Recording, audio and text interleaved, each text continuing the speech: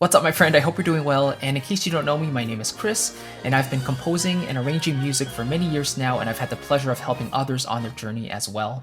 And I still remember that question that popped up in my head many years ago, which was, how on earth did they do that? Now, let me clarify. I was in the car, I was on my way to high school, and I was listening to one of my favorite orchestral soundtracks at the time called Super Mario Galaxy, and there was just one particular passage that really struck me. And it wasn't in particular the melody or the harmony that really caught my attention, but it was the orchestration. The melody, I knew it was the most important element, but the low end was really well supported. It had a great foundation, the mid-range was really full, there were soaring string lines, and everything was just kind of capturing my attention at that very moment. And it made me feel something. It made me feel a sense of nostalgia. It made me feel almost like a hero in a way. It made me feel really excited. And that's when my love for orchestration and my passion for sharing with others really kick-started. And that kind of started my entire journey for composing and orchestrating orchestral music. Now, don't get me wrong, this involves trial and error. So the world of orchestration and kind of deciding which instruments to use, how to use them, what articulations to use, and all of that, that can feel so overwhelming, but I'm here to tell you that it's not your fault. There are just so many ways that you could be learning orchestration, and with our music industry ever expanding, people just love sharing their opinions, many of which can be helpful, but others may just lead you down a long, difficult path full of conflicting information and inflated egos. Some of the most common recommendations that I hear include you have to go to school to learn orchestration, you have to purchase the right sample libraries, and then that will kickstart your orchestration career. You have to be able to read music, that's an absolute must if you want to orchestrate well.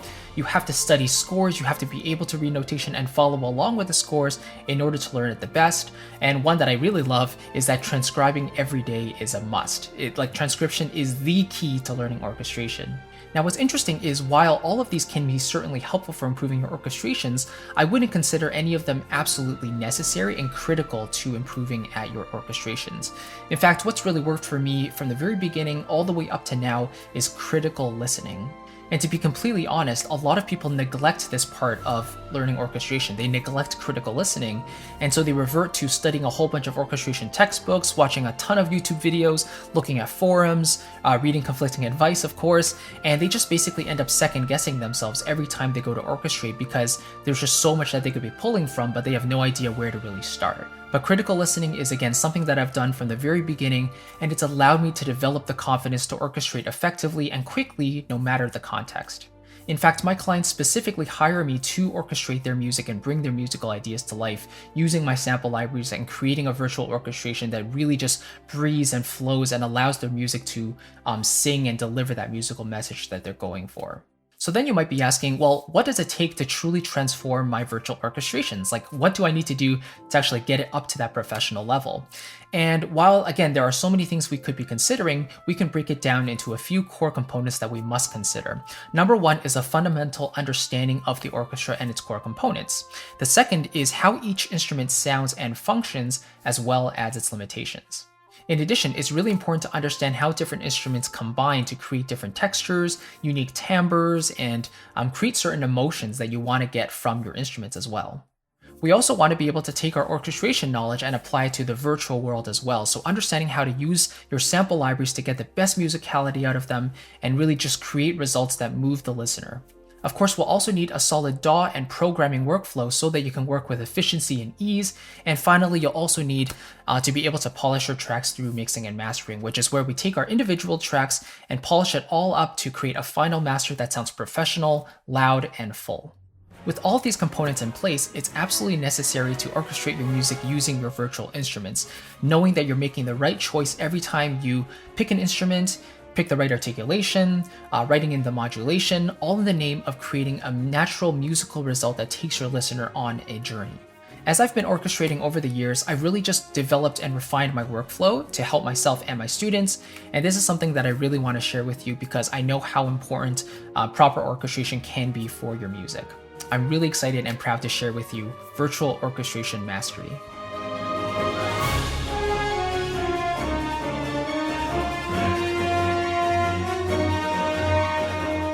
Virtual Orchestration Mastery is my flagship orchestration course that helps you get your ideas down quickly and efficiently, produce realistic mockups, orchestrate in various styles, master your sample libraries, and ultimately create arrangements that truly move your audience.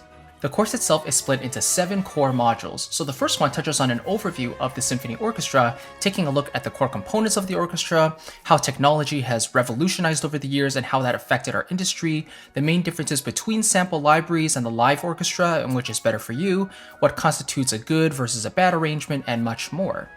Module 2 will then take a look at the fundamentals of orchestration. So here, we're going to dive into the one concept that we have to understand for clear, rich arrangements, my preferred way of thinking about the orchestra for more linear musical results, and a quick crash course in the orchestral sections and how to use them with practical examples.